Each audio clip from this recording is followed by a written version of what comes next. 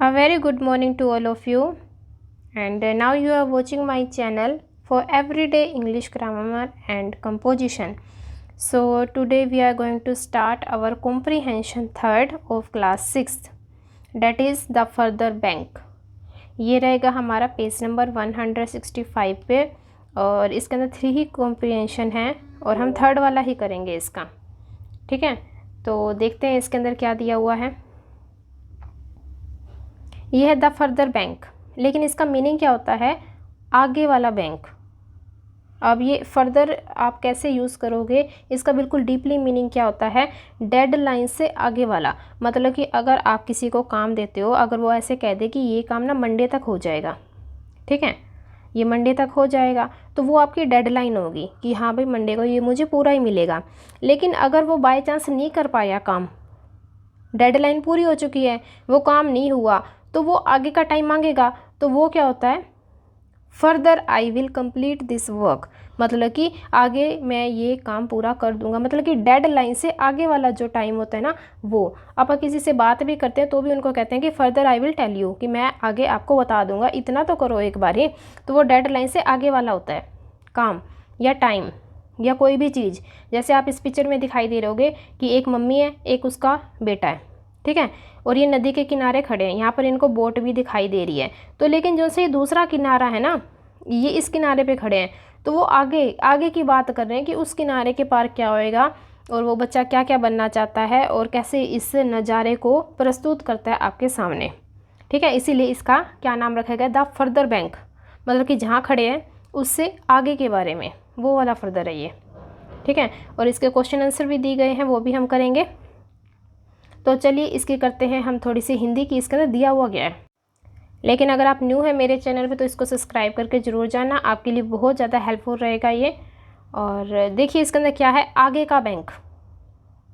इसके अंदर बोला गया है, मैं वहाँ नदी के अगले किनारे तक जाने का इच्छा रखता हूँ। ये लड़का है, लड़का ये बोल रहा है कि मैं इस नदी को पार करके वहाँ पर क्या नज़ारा है उसको देखना चाहता हूँ और इच्छा रखता हूँ। जहाँ वे नावें एक पंक्ति में बांध के खंबे से बंधी होती हैं। ये देखो, ये सामने देख रहा है, ये जो सी नावें हैं ना, वहाँ पे बांध के साथ ये जो सी लकड़ी आपको दिखाई दे रही है, वहाँ पर ये बंधी हुई होती है। लेकिन ये इस किनारे पे खड़ा है और वहाँ तक जा करके देखना चाहता है कि वहाँ पर क्या होता है। और ये सारे के सारी लाइंस ना आपके क्वेश्चन आंसर में यूज़ होंगी। इसलिए अगर आप जितनी अच्छी तरह से लाइनें समझ रहे हो, सुन रहे हो, देख रहे हो इसको, तो क्वेश्चन अपने आप ही कर दोगे। सेकेंड स्टेंजा में इसने बोला है, जहाँ सुबह के समय लोग अपने दूर दूर के खेतों को जोतने के लिए अपने कंधों पर हल लेकर अपनी नावों में पार करते हैं। मतलब कि खेत में जाने के लिए जो रास्ता है वो नदी का ही है, और नदी कैसे पार करते हैं? नावों के द्वारा पार कर लेते हैं। जहाँ चरवाहे अपने मवेशियों को नदी के किनारे चरगाह में तैरा कर ले जाते हैं, और वो सारे के सारे मवेशी भी उनको तैरा कर ही दूसरे साइड ले जाते हैं ताकि वो कुछ खा पी सकें। अगर एक साइड का ख़त्म हो गया चारा तो दूसरे साइड तो जाना ही पड़ेगा। बीच में नदी आ रही है तो वो भी तैरा कर ले जाएंगे। जहाँ से वे सभी शाम को घर वापस आते हैं। ठीक है, फिर वापस भी उसी रास्ते से ही आ रहे हैं और गिद्धड़ों को घास फूस से भरे द्वीप में चिल्लाने के लिए छोड़ देते हैं। ठीक है, और माँ यदि आप बुरा ना माने, तो वो अपनी मम्मी से पूछ रहा है कि अगर आप बुरा ना मानो तो मैं बड़ा होकर नौका का नाविक बनना चाहता हूँ। मतलब कि एक नाविक बनना चाहता हूँ, मैं भी यही काम करूँगा। वे कहते हैं कि उस ऊंचे किनारे के पीछे अजीब तालाब छिपे हुए हैं।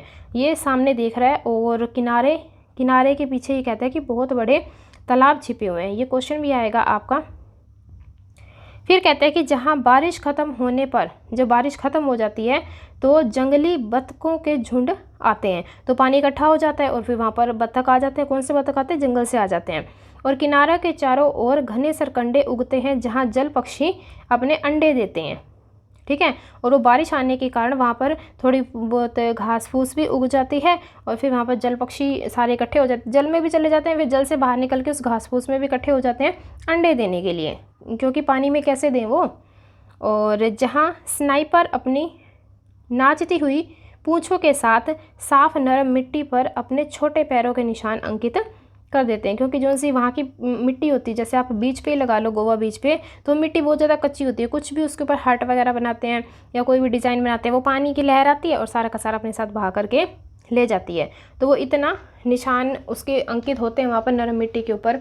और जहाँ शाम के समय सफ़ेद फूलों से लदी लंबी लंबी घासें चंद्रमा की किरण को अपनी लहरों पर तैरने के लिए आमंत्रित करती है। जो सी चंद्रमा की किरण है ना, जब वो रोशनी, धीमी धीमी रोशनी, पूरी रात होती है, चंद्रमा की रोशनी पानी के ऊपर पड़ती है और वो पानी धीरे धीरे हिल रहा होता है अपनी लहरों में, तो वो बहुत ज़्यादा सुंदर लग रहा होता है। और शाम का समय सफ़ेद फूल भी बहुत अच्छे लगते हैं उसके आसपास।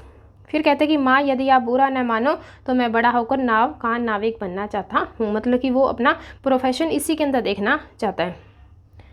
मैं एक किनारे से दूसरे किनारे पर जाऊंगा और गांव के सभी लड़के और लड़कियां नहाते हुए मुझे देखकर आश्चर्य करेंगे। मतलब कि अगर मैं नाव ही चला रहा हूँ तो फिर मुझे इस गांव भी किसी को छोड़ने जाना पड़ेगा, उस गांव भी छोड़ना पड़ेगा। जैसे कोई अगर कंडक्टर की जॉब कर रहा है, ड्राइवर की जॉब कर रहा है, तो वो बस को चंडीगढ़ भी लेके जाएगा, वो दिल्ली भी लेके जाएगा, वो हरियाणा भी लेके आएगा, वो पंजाब भी लेके जाएगा। तो इसी बहाने वो कहता है कि सारे लड़कियां और लड़के मुझे नहाता हुआ देखकर बहुत आश्चर्य करेंगे। क्योंकि वो अगर नाविक है तो वो नॉर्मल सी बात है, वो पानी में भी नहाएगा, मस्ती तो करेगा, नाव तो चला ही रहा है। जब सूर्य मध्य आकाश पर चढ़ जाएगा और सुबह से दोपहर हो जाएगी, मध्य आकाश हो गया मतलब कि बिल्कुल 12 बजे का ये टाइम बता रहा है, तो वो दोपहर हो जाएगी, तो मैं दौड़ता हुआ तुम्हारे पास आ जाऊंगा और कहूँगा माँ मुझे भूख लगी है। मतलब कि सुबह चला जाएगा, काम कर लेगा, फिर थोड़ी सी रिसेस के रूप में वो अपनी माँ के पास 12-1 बजे खाना खाने के लिए, लंच के लिए जाएगा। और जब दिन ढल जाएगा और छाया पेड़ों के नीचे छिप जाएगी तो मैं शाम को वापस जाऊंगा। मतलब कि फिर मैं वापस सेकंड टाइम भी जाऊंगा, लंच करने के लिए आ जाऊंगा और फिर शाम को दोबारा अपनी ड्यूटी पे चला जाऊंगा। मैं कभी भी पिता की तरह काम करने के लिए आपसे दूर शहर नहीं जाऊंगा। मतलब कि वो अपनी फीलिंग भी बता रहा है, अपना दुख भी बता रहा है कि जैसे पापा बहुत दूर चले जाते थे शहर में काम करने और कई महीनों के बाद हमें मिलने आया करते थे, तो मैं ऐसा काम नहीं करूँगा। मैं तो रोज़ जाऊँगा लंच के लिए, फिर वापस आऊँगा, फिर डिनर के लिए। फिर माँ यदि आप बुरा ना माने तो मैं बड़ा होकर नाव का नाविक बनना चाहता हूँ। तो ये बहुत अच्छी स्टोरी है। वो अपना प्रोफेशन भी देख रहा है और वो अपनी मम्मी की फीलिंग भी देख रहा है कि ताकि मैं बिछुड़ ना जाऊँ, और अपनी मस्ती पे भी ध्यान दे रहा है कि मैं वहाँ पे नहाऊँ भी गा और बहुत सारी जगह घूमूँ फिरूँ भी गा, और लड़के लड़कियाँ भी मुझे देखेंगे तो उसके फ्रेंड्स भी बनेंगे। और ये है इसके क्वेश्चन आंसर। फर्स्ट में पूछा है कि कविता में वक्ता कौन है, कि बोल कौन रहा है। अब आपको समझ में आ गया कि वो छोटा बच्चा बोल रहा है, ठीक है। सेकंड क्वेश्चन में कहते हैं कि नावें कहाँ पर बंधी हुई हैं। ये सेकंड लाइन में ही आ गया था कि ये कहाँ बंधी हुई हैं। और फिर है कि कोई 3 चीज़ें लिखिए जिनके बारे में बच्चा कहता है कि नदी के अगले किनारे पर क्या घटित हो रहा है।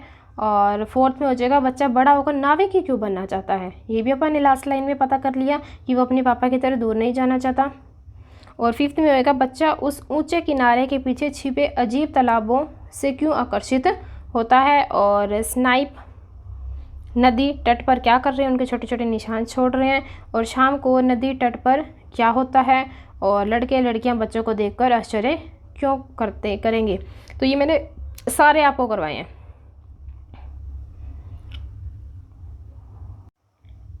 तो चलिए अब इसका सोल्यूशन ही कर लेते हैं हम। इसका सोल्यूशन है who is the speaker in the poem, कि इस पोयम में स्पीकर कौन है, बोलने वाला कौन है, वक्ता कौन है।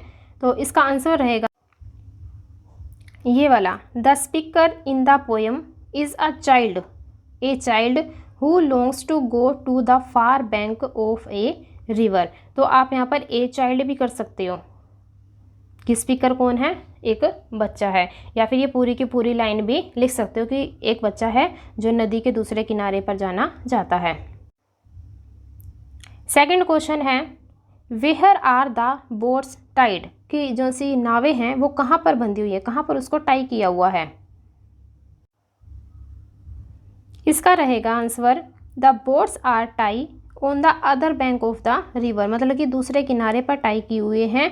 दे are tied to the bamboo poles one after the other forming a line. ये शायद असम में भी होते हैं, बैम्बू के ऊपर घर वगैरह बना दिए जाते हैं, तो उस बैम्बू से टाई किए गए हैं। ये देखिए आपको मैं दिखा दूं, ये बैम्बू वाला जो सा होता है ना, लकड़ी बोल देते हैं, लठ बोल देते हैं जिसको, कि जैसे असम में भी बनाते हैं, इन लट्ठों के ऊपर ही घर बना दिया जाता है क्योंकि वहाँ पे बाढ़ बहुत ज़्यादा आती है, वो बार बार कैसे बनाए घर, तो इसको बैम्बू बोला जाता है। इसके किनारे देखो टाई करके और ये बोट को बांधा गया है, यही था इसके अंदर।